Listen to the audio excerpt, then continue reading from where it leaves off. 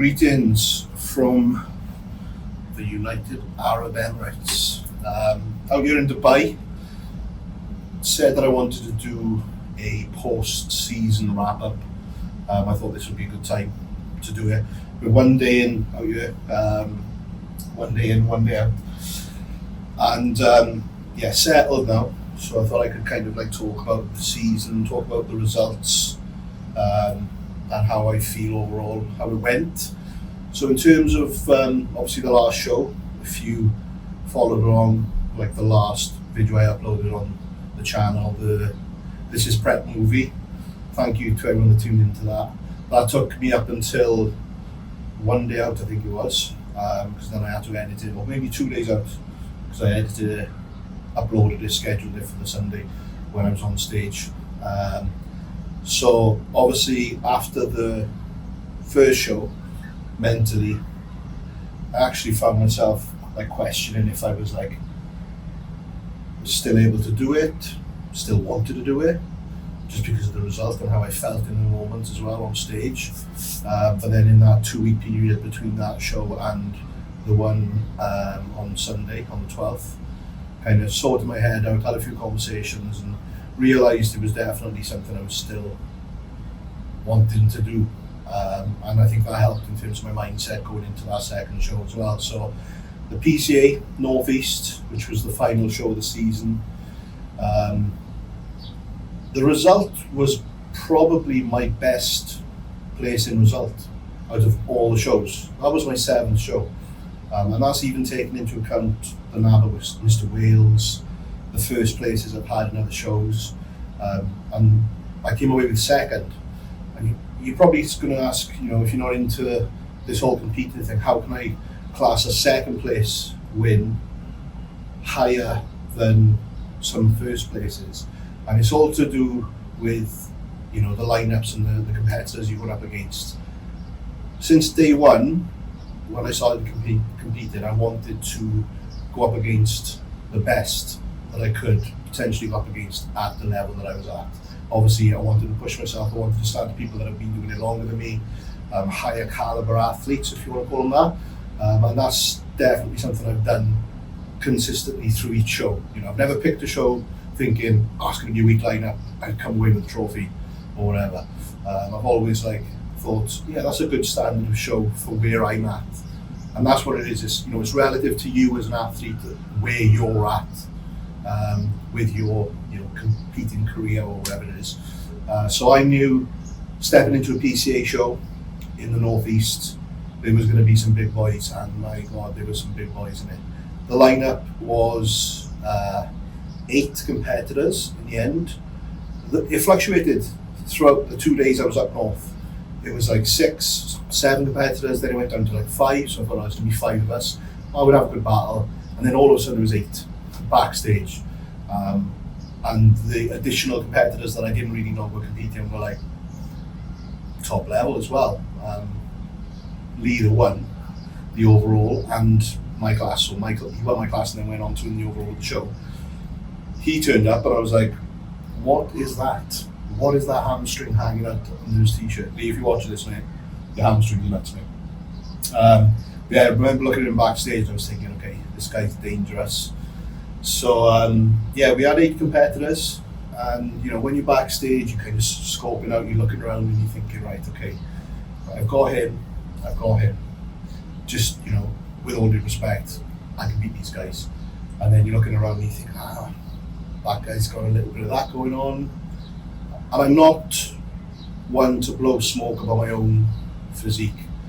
Yes, we keep up appearances on Instagram, put posts up, etc. But those that are close to me know I'm definitely not the most confident with it. So, I'm looking at other guys and I'm thinking they are so much better than me. And then other people are looking at the same guys and kind of saying, no mate, you've got his number. So I'm looking around and I'm thinking, I could probably walk away with 5th, 6th year, which, that would be disappointing in, the last show of the season. But it is what it is. I'm my best, and that's all we can ask for. Got on stage and went to work, And it was about the work really, because when you're on stage, the work that you've put in the gym, in your preps, in your off seasons, that's where it shows. That's where it shows who's done the work and who hasn't done the work essentially. And that was clear to see, especially now because I've had stage pictures back, the guys that I was looking at backstage, thinking they were better than me. I was considerably better than them, which is great for me to kind of see that, because it reassures that I've been doing the and everything I've done in the gym and the graft that's been put into it, the investment that you put into it, has paid off, because ultimately I brought a better package. Was 100% the best look that myself and Cal have delivered on stage, 3rd season in. This body is forever changing. None of these preps have been the same. We've not done a single thing the same since the first show. And that's all credit to Cal, because he's able to manipulate things and look at things in a certain way and reassess and say, right, okay, this isn't going to work, we do this. That's not going to work, we do that. And we've had to do that every single show. So when it came to this one, the drying out process for a show, this is my 7th show since show 1. So from show 1 to 6, we've used Peak Max. We've never used any real diuretics. We did dabble with it the night before NABA, but it sucked the life out of me, and we've never used it since. Lesson learned. But we have used Peak Max consecutively, quite heavily as well. So in the past we've done like 4 tabs of Peak Max a day, and then scaled it up through the week of Peak Week. For the first show with FitX, we did that. We did like a low dose of Peak Max throughout the week, and then closer to the show we ramped it up. This show, the Peak Max were there ready, and Carl was like, we're going to keep it out for now. We're going to keep it out for now. I was checking in every day, sometimes twice a day, post-workout. And I was like, when we put in Peak Max in, Carl, it's like a kid in school, like, are we there yet? And he was like, no, we'll hold back. And it got to the point where it was like the night before the show, and Peak Max had still not been used. And I asked him the question, are we going to use it? And he's like, no, there's no need, because you're drying out so well naturally. Why risk it by putting something in which is potentially going to flatten you off too much, and then we end up losing the look that we've nailed so far on this run into the show. So we kept it out, and Carl, being the wizard that he is, was right, and we woke up dry, hard, full, and the lightest have been all prep. New low weight of show day, and we didn't use a thing to dry me out. It was literally food and water, and a lot of this as well. This played a huge role in it. I was settled going into it, super settled. A few of the boys came up with me that were also at the FitX show, and they saw the change mentally from where I was in that show to this show, which, that was my own doing. I can get really in my own head sometimes, and that's just because I care about it so much. And, I'm not saying you should be in your own head, but if you care about something that much, you're going to be emotionally invested into it to the point that you can kind of be your own worst enemy, which I was for the first show. So yeah, sorted that shit out, got really settled, really relaxed, slept well, and woke up on the money. Weight was something we were like a little bit too focused on throughout the whole prep, if I'm honest, up until the back end of it, because my body seemed to be changing in a good way, but the weight wasn't really moving. So we were like, mate, you're gonna be up 5, 6, 7, 8 pounds on stage with all that shit that I went through. And I was like, oh, this is sick. I've put all this muscle on. The reality is, I was the same weight on this show as I was last year, show day. Apologies for the plane. I mean, I'm not really sorry. This is like one of the main flight paths in and out to Dubai, which is pretty cool, I think. I've seen people complaining online about this, and I think it's pretty cool to see the planes coming out. You can't hear it in there, like. Anyway, rambling. So yeah, it was a great show for me. super happy with the result. It was a battle up there. I knew I was going up against Matt Tofton. There's been a lot of criticism online about me actually taking the win over Matt Tofton on the reels, etc. And I did a podcast with Finn and Reese this week. Shout out to Reese and Finn if you're watching this. Once you're in podcast it is. Check it out. They do consistent uploads and show reviews, etc. So they asked me the question about, you know, how did it feel to beat Matt Tofton, or you know, how you thought, or how did you beat Matt Tofton? And we got onto the reels, the PCA release. There's comments on there going, how did this guy beat Matt Tofton, etc. Luckily, I don't let that, you know, I'm quite thick-skinned in that sense. I can take criticism from outside sources. It's my inner criticism that fucks me up. But you know, I kind of felt a little way about it, but at the same time, it was like, do you know what? It's done. The result is the result.